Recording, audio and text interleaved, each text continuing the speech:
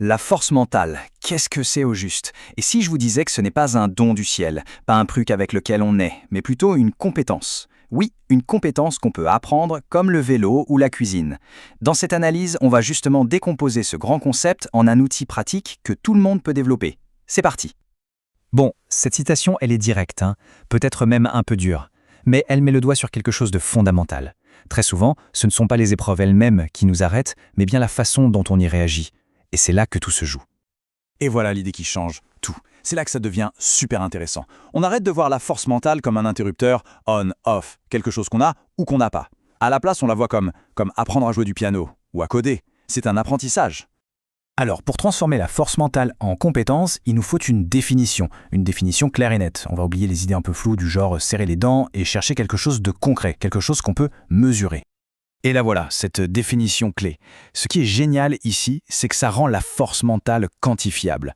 Ce n'est plus une question de oui ou non, mais un pourcentage. Et si c'est un pourcentage, ça veut dire qu'on peut l'analyser et surtout qu'on peut travailler dessus pour l'améliorer. Pour bien comprendre comment ça marche, on va utiliser un modèle visuel. On appelle ça la baisse comportementale. Pensez-y comme notre fil rouge, le graphique qui va nous guider pour la suite. Regardons ces étapes de plus près. Tout commence avec notre comportement habituel, notre normalité. Puis bam, une épreuve arrive, forcément ça provoque une chute, une baisse de notre comportement.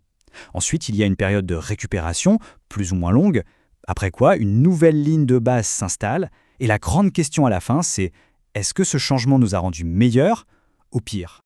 D'accord. Maintenant qu'on a le modèle global, on va le décomposer. Parce que selon cette approche, la force mentale n'est pas un bloc monolithique. Non, elle est constituée de 4 éléments bien distincts, mesurables et sur lesquels on peut agir individuellement. Le premier composant, c'est la tolérance. En gros, c'est notre capacité à encaisser. Combien de difficultés ou pendant combien de temps peut-on subir avant que notre comportement commence à dérailler, à dévier de sa ligne de base? Pour visualiser, l'image est parfaite. C'est la différence entre avoir une mèche longue et une mèche courte. Quelqu'un avec une haute tolérance peut gérer une tonne de stress avant de réagir. À l'inverse, une personne avec une faible tolérance peut être complètement déstabilisée par un tout petit contretemps. On passe au deuxième composant, la force d'âme. Là, la question est différente. Une fois que notre tolérance est dépassée, une fois qu'on craque, de combien est-ce qu'on chute? Est-ce que notre comportement change juste un peu ou est-ce qu'il plonge de manière radicale? Et là, le contraste est énorme. Une personne avec une grande force d'âme va avoir une réaction mesurée, genre aller prendre l'air 5 minutes pour se calmer. Quelqu'un avec une faible force d'âme, à l'inverse, pourrait avoir une réaction extrême, comme tout plaquer sur un coup de tête pour un problème finalement mineur.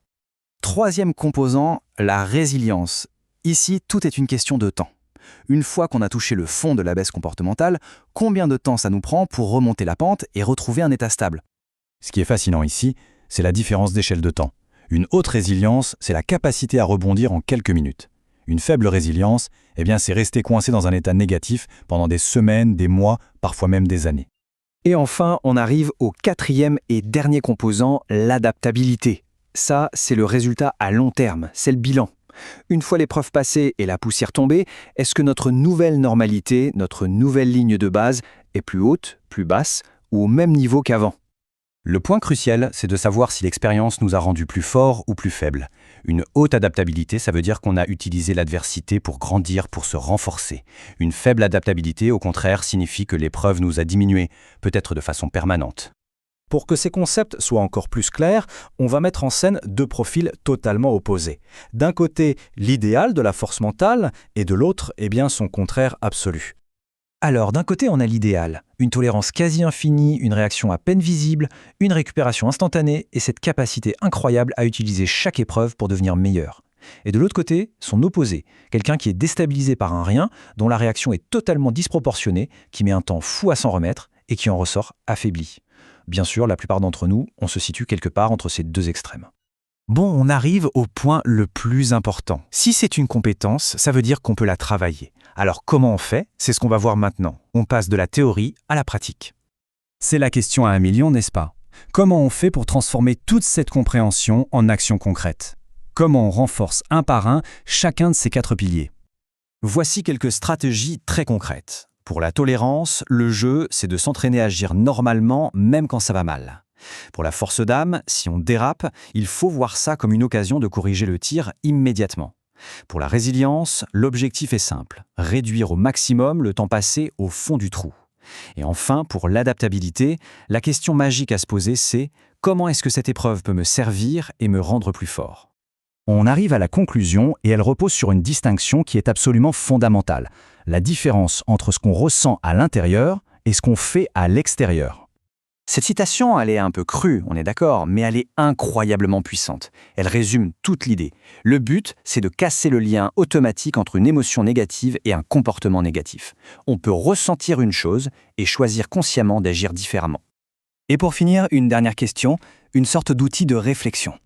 Si on se voyait comme le héros de sa propre histoire, une histoire qui se termine bien, alors, face à la difficulté actuelle, quelle serait la prochaine action de ce héros ?